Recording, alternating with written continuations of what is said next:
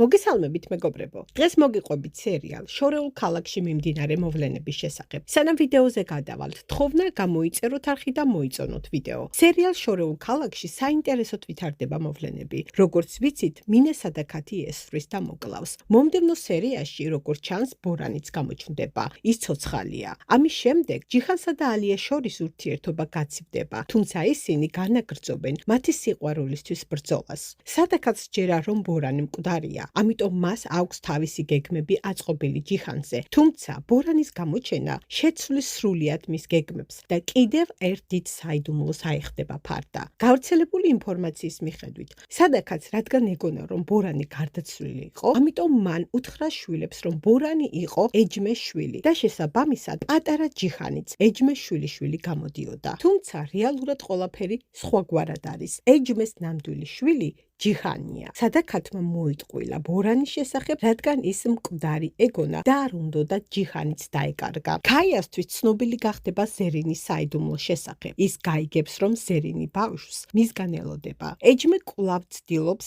გამოიძიოს მინეს საიდუმლო, თუ რისი თქმა სურდა მას მისთვის. ბორანის გამოჩენით სერიალის გულშემატკივრები უკმაყოფილებას გამოხატავენ სცენარისტის მიმართ. თუმცა მისი გამოჩენა არც ისე მოულოდნელი იყო. თავიდან გავრცელდა ინფორმაცია, რომ ეს ყოველივე სადაკათის მოწყობილი იყო. არსებული ინფორმაციით შეიძლება ამ საქმეში სადაკათის ძმა იყოს გარეული. შესაძლოა მან მოაწყო ყველაფერი ისე, რომ სადაკათიც დაეჯერებინა ბორანის სიკვდილში, ან ორივემ ერთად გააკეთეს ეს, რადგან ჯიხანს და მთელს მის ოჯახს შური ეძია ეჯმეზე. ძალიან ბევრი ვერსია გავრცელდა თურქულ საინფორმაციოებში. ნახოთ სცენარისტი რა მიმართულებით წაიყვან სერიალს. თუმცა ფაქტია, სერიალის გულშემატკივრები ძალიან გააბრაზა სცენარისტმა. მეგობრებო, დღეისთვის სულ ეს იყო. მომავალ შეხვედრამდე.